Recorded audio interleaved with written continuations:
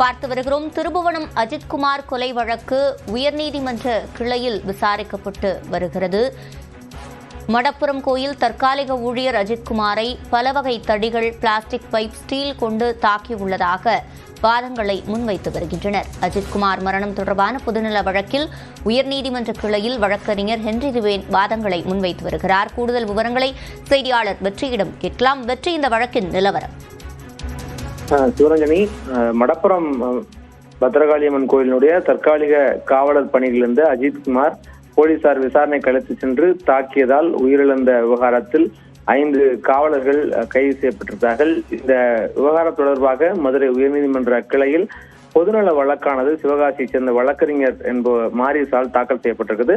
இந்த வழக்கு என்பது நீதிபதிகள் S.M. சுப்பிரமணியம், மரியா கிளீட் அமர்வு முன்பு விசாரணை நடைபெற்று வருகிறது.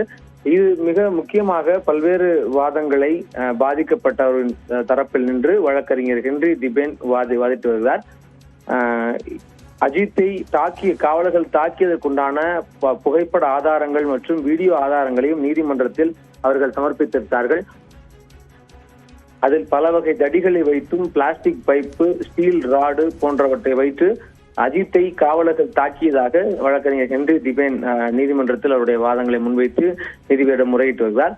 மேலும் மிக முக்கியமாக திருப்போணம் காவல் நிலையத்தில் அஜித்தினுடைய தாயார் அவருடைய இறந்ததாக வழக்கு கொடுக்கப்பட்ட நிலையில் அந்த வழக்கு ஏற்கப்படாமல் அது தொடர்பாக வழக்கு பதிவு செய்யப்படாமல் மறுநாள் தான் அந்த வழக்கான பதிவு செய்யப்பட்டது. இது தொடர்பான விவரங்களையும் நீதிபதியிடம் சமர்ப்பித்திருக்கிறார்கள்.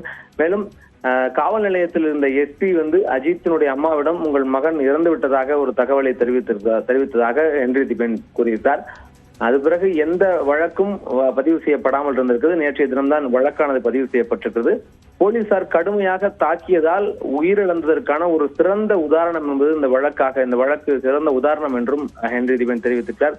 மிக முக்கியமாக நீதிபதிகள் ஒரு முக்கியமான கேள்வி எழுப்பியிருக்கிறார்கள். நகை திருட்டு புகார் கொடுக்கப்பட்ட பிறகு ஏன் போலீசார் வழக்கு பதிவு செய்யப்படவில்லை என்ற ஒரு கேள்வி எழுப்பியிருக்கிறார். நகை திருட்டு தொடர்பாக சம்பந்தப்பட்டவர்கள் கொடுத்த புகாரின் அடிப்படையில் இவரை அஜித்தை விசாரணைக்கு அழைத்துவிட்டு பின்பு தனிப்படை போலீசார் அழைத்து சென்று அந்த விசாரணையின் போதுதான் அவர் உயிரிழந்திருந்தார். எனவே நகை திருட்டு தொடர்பான ஒரு புகார் கொடுக்கப்பட்ட உடனேயே அது தொடர்பாக ஏன் சட்ட ரீதியான வழக்கு பதிவு செய்தோ அது தொடர்பான நடவடிக்கை ஏன் எடுக்கப்படவில்லை என்று நீதிபதிகள் கேட்டிருக்கிறார்கள். ஆனால் அதுக்கு பதிலாக அரசு தரப்பில் 28/6 அதாவது ஜூன் 28 அன்று வழக்கு பதிவு செய்யப்பட்டதாக தகவல் தெரிவிக்கப்பட்டிருக்கிறது.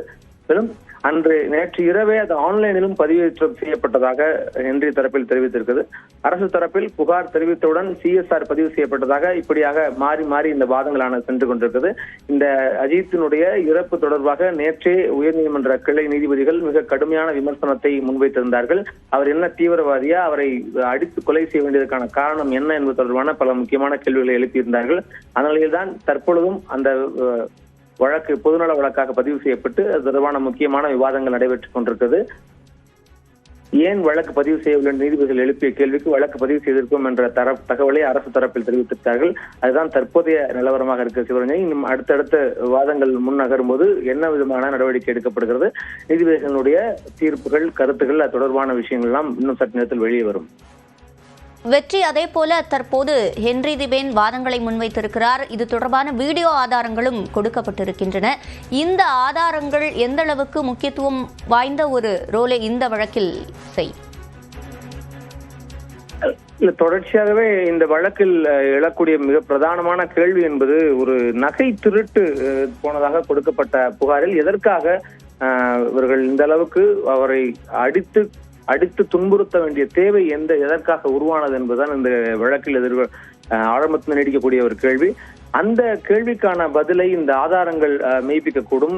எனவே வெறுமன நகை திருட்டுக்காக நோக்கத்தில் மட்டுமே தான் போலீசார் சந்தேகத்தின் அடிப்படையில் தான் விசாரித்தன. இத்தனைக்கும் வழக்கறிஞர் ஹென்றி திபேன் நேற்று கூட சொல்லியிருந்தார், இவர் சந்தேகத்தின் அடிப்படையில் அழைத்து செல்லப்பட்டவர், இவர் மீது எந்த குற்றம் நிரூபிக்கப்படவில்லை, இவர் எடுத்ததாக எந்த ஆதாரமும் இல்லை, சந்தேகத்தின் அடிப்படையில் அழைத்து செல்லப்பட்ட ஒருவர் எதற்காக இவ்வளவு தூரம் கொடூரமாக தாக்கப்பட வேண்டும், இவ்வளவு தூரம் அவர் ஏன் அடித்து துன்புறுத்தி அவர் உயிரிழக்கும் நிலைக்கு ஏன் ஆக வேண்டும் என்ற கேள்விகளை எழுப்பியிருந்தார்.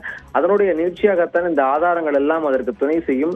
ஏனெனில் நேற்று காவல்துறை தரப்பில் பதிவு செய்யப்பட்டிருந்த அந்த வழக்கு பதிவு செய்வதில் அஜித் நடந்து சென்று கீழே விழுந்து வலிப்பு ஏற்பட்டு உயிரிழந்ததாக ஒரு முதல் தகவல் அறிக்கையில் குறிப்பிடப்பட்டிருந்தது. இது பெரிய சர்ச்சையை ஏற்படுத்தினது.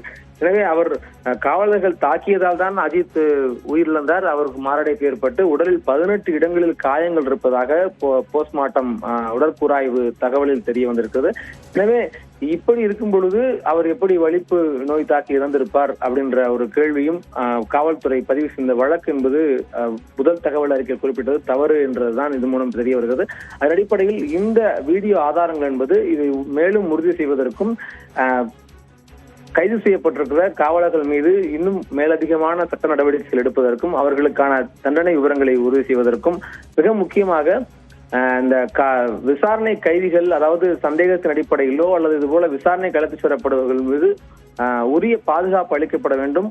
விசாரணை, அதாவது காவல் நிலையங்கள் மட்டுமல்லாது அவர்களை அழைத்து செல்லக்கூடிய வாகனங்களிலும் சிசிடிவி கேமராக்கள் பொருத்தப்பட வேண்டும் என்று வழக்கறிஞர் ஹென்றி டிபன் தெரிவித்துள்ளார். எனவே அது தொடர்பான பல்வேறு மிக முக்கியமான முடிவுகள் இந்த வழக்கின் மூலம் எடுக்கப்படும். அடுத்த கட்ட விவாதம் கூட தற்போது வெளியாக இருக்கிறது. இது முழுக்க சட்டவிரோதமாக நடந்த காவல் மரணம். தலைமை காவலர் கண்ணன் மானாமதுரை டிஎஸ்பியின் சிறப்பு பிரிவை சேர்ந்தவர்.